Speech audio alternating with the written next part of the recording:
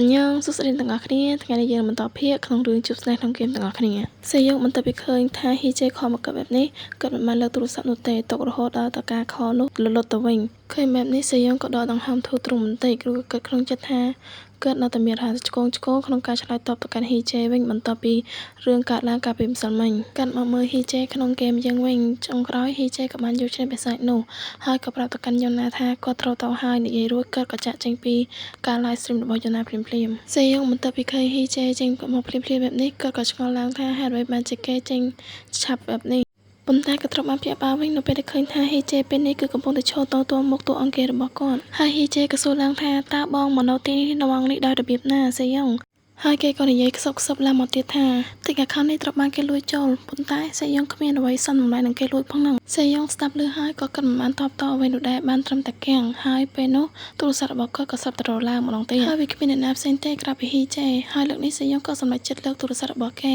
គ្រាន់តែលើកភ្លាមក៏បានទទួលសំណួរពីហ៊ីជេភ្លាមដោយគេនិយាយថាតើបងជំនាញធ្វើការហើយឬសេយ៉ុងមិនបានតបតអ្វីនោះទេហើយក៏គិតក្នុងចិត្តថាហ៊ីជេនៅតែបន្តធ្វើសកម្មភាពដូចដដើមនឹងប៉ុន្តែលបងហ៊ីជេក៏នៅតែបន្តសួរទៀតថាតើសេយ៉ុងនឹងគិតមកអនឡាញនៅម៉ោងនេះដោយរបៀបណាសេយ៉ុងក៏បានឆ្លើយតបទៅនឹងសំណួរគេដោយថាគាត់បានដាក់ច្បាប់មួយល្ងាចហ៊ីជេក៏នៅតែបន្តទាមទារសួររកចម្លើយដោយសួរថាហេតុអ្វីលើសំណួរគេបែបនេះសេយ៉ុងក៏បានឆ្លើយតបនៅក្នុងចិត្តថាយើងគ្មានអារម្មណ៍ធ្វើការនោះទេហើយយើងពិតជាចង់ដឹងណាថាឯងពិតជាបានត្រឡប់ទៅផ្ទះរបស់ឯងវិញដើម្បីតែស្រីមនៅក្នុងកំឡុងពេលថ្ងៃដែលចម្លើយទាំងនេះគាត់បានត្រឹមតែនិយាយក្នុងចិត្តតែប៉ុណ្ណោះចំណែកឯខាងក្រៅគាត់ក៏ធ្វើជាក្អករួចក៏និយាយថាគាត់អត់សូវស្រួលខ្លួនដូច្នេះហើយបានជាគាត់ដាក់ច្បាប់មួយល្ងាចដើម្បីសម្រាកគ្រាន់តែនិយាយចប់ភ្លាមហ៊ីជេក៏សួរឡើងវិញភ្លាមថាមានរឿងអ្វីតើបងបានទៅជួបគ្រូពេទ្យឬនៅសេយ៉ុងក៏ឆ្លើយតបទៅវិញថាវាគ្រាន់ជាការគ្រាន់ធម្មតាប៉ុណ្ណោះគាត់នឹងមិនអីទេបន្ទាប់ពីគាត់បានដេកលក់ស្រួលប៉ុន្តែលបងហ៊ីជេយើងក៏អត់ចប់ប៉ុណ្ណឹងទេគាត់ក៏សួរទៀតថាតើបងនិយាយលេងសើចមែនហ្នឹងឆាប់នឹងខ្លួនឯងទៅពុតត្រួតពិនិត្យភ្លាមបងគិតថាបងគឺជាគ្រូពេទ្យឬខ្ញុំនឹងទៅផ្ទះរបស់បងឥឡូវនេះដូច្នេះហើយទុកពេលឲ្យខ្ញុំ1ម៉ោងគ្រាន់តែឮហ៊ីចេះនិយាយបែបនេះភ្លាមសេយ៉ុងមានចការមកព្រៃធំភ្ញាក់ផ្អើលមែនទែនរួចក៏និយាយថាចាំបន្តិចតើឯងនឹងធ្វើដំណើរពីផ្ទះរបស់ឯងមកទីនេះឬហ៊ីចេះក៏តបទៅវិញថាត្រូវហើយឥឡូវនេះខ្ញុំកំពុងតែចេញទៅហើយសេយ៉ុងក៏បានតបទៅកាន់ហ៊ីចេះវិញថាមិនអីទេបំភ្លេចវាចោលទៅគាត់នឹងទៅមន្ទីរពេទ្យដោយខ្លួនឯងឥឡូវនេះកុំមកទីនេះយើងប្រមានឯងហើយណាហ៊ីចេះឮបែបនេះហើយគេក៏គិតមួយសន្ទុះធំរួចក៏ឆ្លើយថាមិនអីទេអញ្ចឹងបន្ទាប់ពីនិយាយចប់អ្នកទាំងពីរក៏បានបិទទូរស័ព្ទបន្ទាប់ពីបិទទូរស័ព្ទរួចសេយ៉ុងក៏មកអង្គុយគិតម្នាក់ឯងថាគ្រាន់តែគាត់ log in ជា CSAM ភ្លាមក៏ត្រូវបានហ៊ីជេចាប់បានទៅហើយប្រហែលជាគាត់គួរណាស់តែបង្កើតអាកាសមួយទៀតដែលហ៊ីជេមិនដឹងគិតបែបនេះរួចគាត់ក៏ដកដង្ហើមធំរួចក៏គិតបន្តទៀតថាឥឡូវនេះគាត់គួរណាស់តែសម្អាតផ្ទះរបស់គាត់ហើយតាំងពីគាត់មកដល់ផ្ទះលឿនបែបនេះហើយកំពុងតែជួលក្តារផ្ទះសុកហ្នឹងទ្វារបន្ទប់គាត់ក៏លឺពីបហាក់បីដូចជាហ៊ីជេនឹងកំពុងតែចុចលេខកូដចូលមកក្នុងយ៉ាងចឹងដឹងបែបនេះភ្លាមសេយ៉ុងក៏ចាប់យកម៉ាស៊ីនរបស់ខ្លួននៅក្នុងដៃនឹងទៅលាក់នៅក្រោមគ្រែរួចឡើងទៅលើគ្រែក៏ដណ្ដប់ហួយយ៉ាងលឿនហ៊ីជេក៏បានបើកទ្វារចូលមកដល់ហើយក៏ឃើញថាសេយ៉ុងមើលទៅដូចហត់គេក៏សួរថ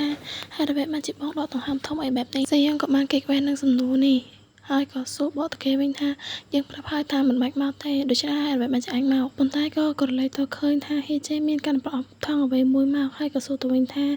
ាហើយឯងទិញបបរមកមែនហ្នឹងហ៊ីជេក៏មិនបានបដិសេធនឹងសំណួរនោះដែររួចក៏និយាយបន្តទៀតថាខ្ញុំមិនដឹងថាបងចូលចិត្តអ្វីនោះទេដូច្នេះហើយខ្ញុំចិត្តទៅរើសយកមកទៅបងមិនទាន់បានញ៉ាំអីនៅឡើយទេត្រូវទេសេយ៉ុងឃើញបែបនេះគាត់មានអារម្មណ៍ថាគាត់មានកំហុសជាងការអរគុណទៅកាន់ហ៊ីជេទៅទៀត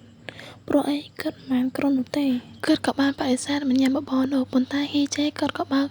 ប្រអប់បបរនោះរួចក៏ដួសមួយស្លាបព្រាមកបញ្ចុកសេយ៉ុងហើយក៏និយាយទៀតថាសេយ៉ុងឃើញហើយគឺមានចការគាំងគាត់ក៏នៅតែបន្តប្រកាសថាគាត់នឹងមិនញ៉ាំទៅទេប៉ុន្តែហ៊ីជេគឺគាត់ក្បាលរឹងមែនទេគាត់ចោលចាញ់ទេចុងក្រោយសេយ៉ុងក៏ចោលចាញ់ហើយក៏លូកដៃរបស់ខ្លួនទៅចាប់ស្លាបព្រានោះចេញពីហ៊ីជេដើម្បីញ៉ាំដោយខ្លួនឯងប៉ុន្តែលបងហ៊ីជេក៏រដោយទេហើយហ៊ីជេវិញសើចតិចហើយថ្ពាល់គេឡើងក្រហមដែលវាមានន័យថាបញ្ជាក់ប្រាប់ថាគេនឹងមិនចោលចាញ់នោះទេគេនឹងត្រូវតែបញ្ចុកសេយ៉ុងទៅតែបានសេយ៉ុងឃើញគេធ្វើចរិតបែបនេះគាត់ពិតជាខឹងខ្លាំងមែនទែនប៉ុន្តែចុងក្រោយគាត់ក៏នៅតែចោលចាញ់ហ៊ីជេដដែល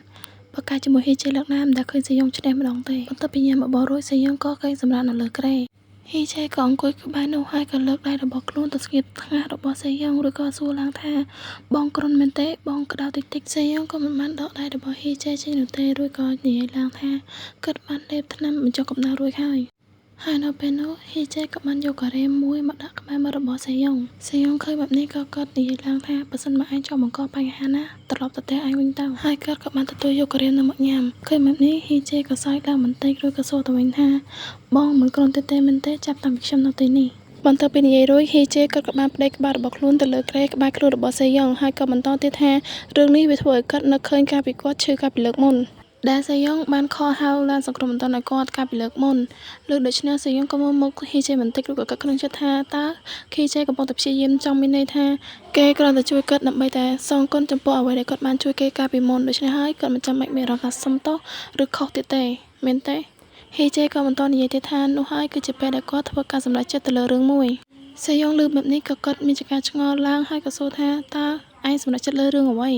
ហ៊ីចេក៏និយាយទាំងមើលមាត់វិញថាសម្រេចចិត្តក្នុងការរៀបការជាមួយបងស្រីគ្រាន់តែហ៊ីចេនិយាយបែបហ្នឹងភ្លាមការ៉េមដែលសេយ៉ុងកំពុងតែញ៉ាំក្នុងមាត់នោះមានជាការហៀចេញក្រៅហើយសេយ៉ុងក៏សួរឡើងថាតើឯងអត់ចេះហត់ទេអីហ៊ីចេគេក៏ងើបមុខឡើងហើយសម្លឹងមើលទៅសេយ៉ុងទាំងស្នាមតិចហើយក៏យកដៃរបស់ខ្លួនទៅជួយការ៉េមចេញពីមាត់សេយ៉ុងព្រមទាំងនិយាយទៀតថាខ្ញុំគិតថាខ្ញុំស្រឡាញ់បងជាងនៅពេលដែលបងមិនសូវស្រួលខ្លួនបែបនេះរួចគេក៏បន្តទៀតថាបងមិនបានស្រែកដាក់ខ្ញុំឬក៏រត់ចេញពីខ្ញុំទៀតនោះទេបងពិតជាស្ដាប់បង្កប់ណាស់ថារួចហ៊ីចេក៏អន់ទៅរកមុខរបស់សេយ៉ុងហើយព្រមទាំងលិតការ៉េមចេញពីមាត់របស់គាត់ថែមទៀតផងចំណែកសេយ៉ុងមានជាការរឹងខ្លួនអស់ហើយសូម្បីតែដងការ៉េមនៅកាន់ដៃក៏ជ្រុះដូចគ្នាបាទបន្តិចសេយ៉ុងក៏រុញហ៊ីចេចេញហើយព្រមទាំងនិយាយទាំងអង្ហកទៀតថាឯងឈួតមែនហើយឈួតប៉ុន្តែហ៊ីចេក៏សួរទៅវិញថាតើ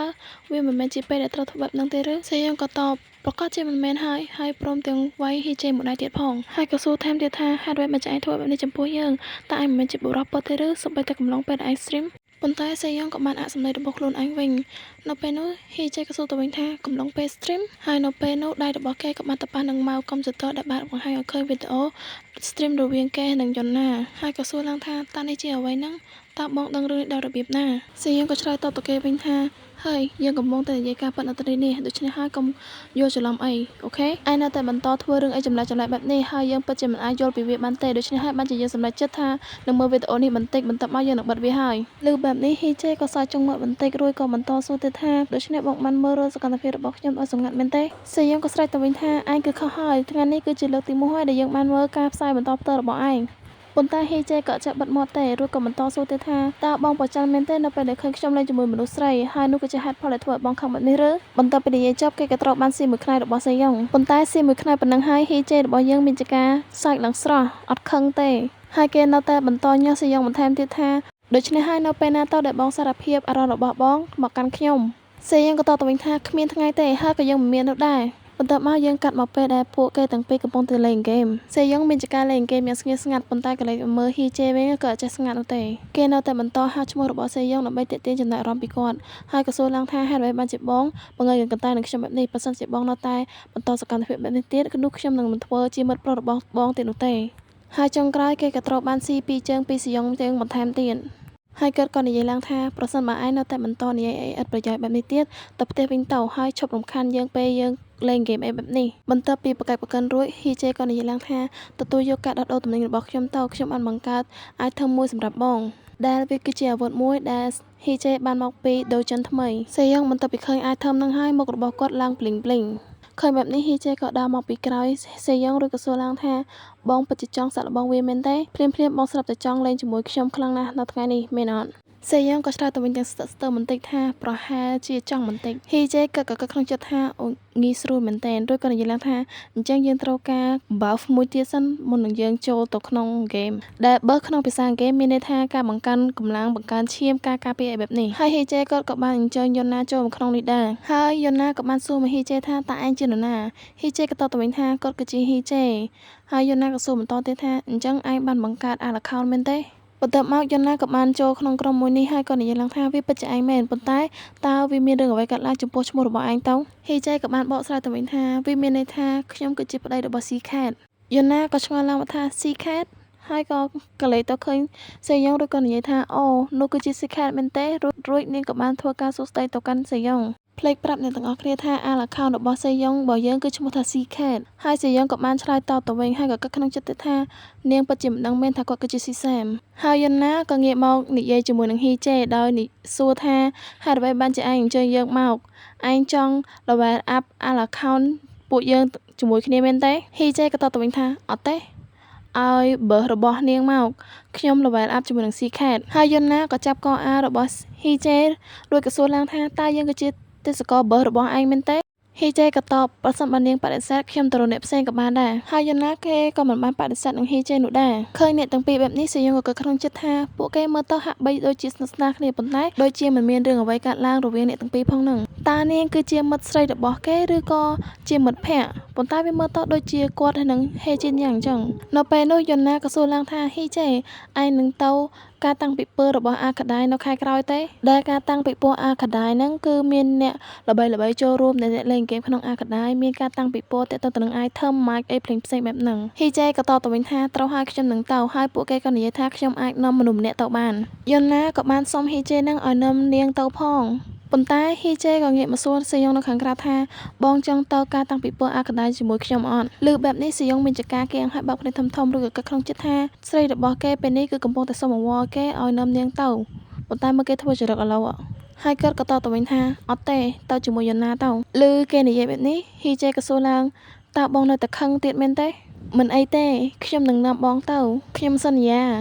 ហើយគេក៏បានឆ្លើយតបទៅនឹងយន្តណាថាសុំទោសប៉ុន្តែខ្ញុំនឹងទៅជាមួយនឹងស៊ីខេតយន្តណាក៏ពោលឡើងថាស៊ីខេតតើបុរសដែលនៅកន្លែងនោះមែនទេហើយនាងក៏បានសួរទៅកាន់សេយ៉ុងថាស៊ីខេតតើឯងនិងហ៊ីចេជាមិត្តភក្តិគ្នាក្នុងជីវិតពិតមែនទេសេយ៉ុងក៏ឆ្លើយតបទៅវិញភ្លាមៗថាអត់ទេប៉ុន្តែនៅពេលនោះហ៊ីចេក៏ដើរមកអោបស្មារបស់សេយ៉ុងហើយក៏និយាយថាមិនមែនជាមិត្តភក្តិនោះទេពួកយើងរស់នៅជាមួយគ្នាភាគនេះបានបញ្ចប់ត្រឹមនេះអរគុណអ្នកទាំងអស់គ្នាចំពោះការគាំទ្រជួបគ្នានៅវីដេអូក្រោយទៀតអញ្ញងបាយបាយ